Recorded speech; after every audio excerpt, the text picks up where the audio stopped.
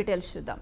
ఈ రోజు నుంచి ఏపీ అసెంబ్లీ సమావేశాలు ప్రారంభం కానున్నాయి. ఉదయం 10 గంటలకు గవర్నర్ అబ్దుల్ నజీర్ ఉభయ సభలను ఉద్దేశించి ప్రసంగిస్తారు.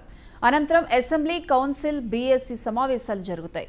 7న ప్రభుత్వం బడ్జెట్ను ప్రవేశపెట్టనుంది. 8వ తేదీ వరకు శాసనసభ సమావేశాలు నిర్వహించే అవకాశం ఉంది.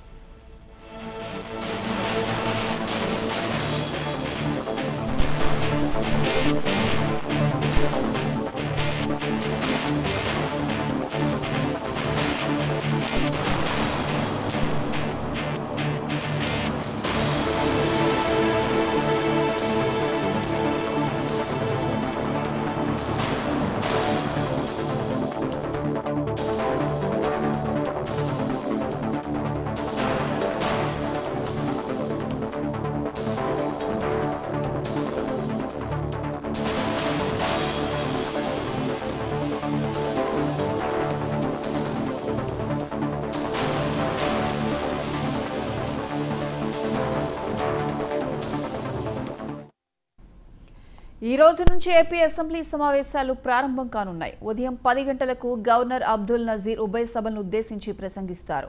అనంతరం అసెంబ్లీ, కౌన్సిల్, బీఎస్సీ సమావేశాలు జరుగుతాయి. 7న ప్రభుత్వం బడ్జెట్ను ప్రవేశపెట్టనుంది. 8వ తేదీ వరకు శాసనసభ సమావేశాలు నిర్వహించే అవకాశం ఉంది. ఎస్సీకి ఇదే అంశానికి సంబంధించి మరిన్ని అప్డేట్స్ మా ప్రతినిధి నాగేశ్వరరావు ఫోన్ లైన్లో అందిస్తారు. నాగేశ్వరరావు. ప్రియాంక, ఈరోజు మరి కాసేపట్లో ఏపీ అసెంబ్లీ సమావేశాలు ప్రారంభం కానున్నాయి. అయితే 10 గంటలకు గవర్నర్ అబ్దుల్ నజీర్ ఉభయ సభలను ఉద్దేశించి అయితే ప్రసంగిస్తారు. అయితే ఎన్నికలకు ముందు జరుగుతున్న సమావేశాలు కావడంతో ఓట్ ఆన్ అకౌంట్ బడ్జెట్ ను అయితే సభలో ప్రవేశపెట్టనుంది ఏపీ ప్రభుత్వం. అయితే సభలో యుద్ధానికి టీడీపీ అస్త్రాలు రెడీ చేసుకుంటుంది అన్నట్లు చెప్తున్న పరిస్థితి. అయితే చర్చకు తాము సిద్ధం అంటుంది అధికారం వైసీపీ. అయితే ఏపీ అసెంబ్లీ సమావేశాల్లో ఈ 5 ఏళ్లలో ప్రభుత్వం చేసిన సంక్షేమం, అభివృద్ధిపై గవర్నర్ అబ్దుల్ నజీర్ అయితే ప్రసంగం ఉంటుందని ప్రభుత్వ వర్గాలు చెబుతున్నాయి. అయితే మొదటి రోజు గవర్నర్ ప్రసంగం తర్వాత ఉభయ సభలు వాయిదా పడతాయి. ఆ తర్వాత సభా వ్యవహారాల కమిటీ సమావేశం జరగనుంది. అయితే ఈ సమావేశంలో సభను ఎన్ని రోజులు జరపాలనే దానిపై నిర్ణయం అయితే తీసుకొని ఉంటారు. అయితే సమావేశాలను 3 రోజుల పాటు జరపాలని ప్రభుత్వం ప్రాథమికంగా నిర్ణయించినట్లయితే తెలుస్తుంది. అవసరం అనుకుంటే మరో 2 రోజులు ఈ సమావేశాలు పొడిగించే అవకాశం ఉందని తెలుస్తుంది. అయితే 2వ రోజు గవర్నర్ ప్రసంగానికి ధన్యవాదాలు తెలిపే తీర్మానం సభలో ప్రవేశపెట్టి చర్చిస్తారు. అయితే 3వ రోజు ఓట్ ఆన్ అకౌంట్ బడ్జెట్ ను సభలో ప్రవేశపెట్టనుంది ఏపీ ప్రభుత్వం. అయితే ఎన్నికలకు ముందు జరగనున్న సమావేశాలు కావడంతో వచ్చే ఆర్థిక సంవత్సరంలో మొదటి 3 నెలల కోసం బడ్జెట్ కు అసెంబ్లీ ఆమోదం తెలపనుంది. అయితే సుమారు 60,000 కోట్లతో ఓట్ ఆన్ అకౌంట్ బడ్జెట్ ఉంటుందని అధికారులు చెప్తున్న పరిస్థితి అయితే ఉంది.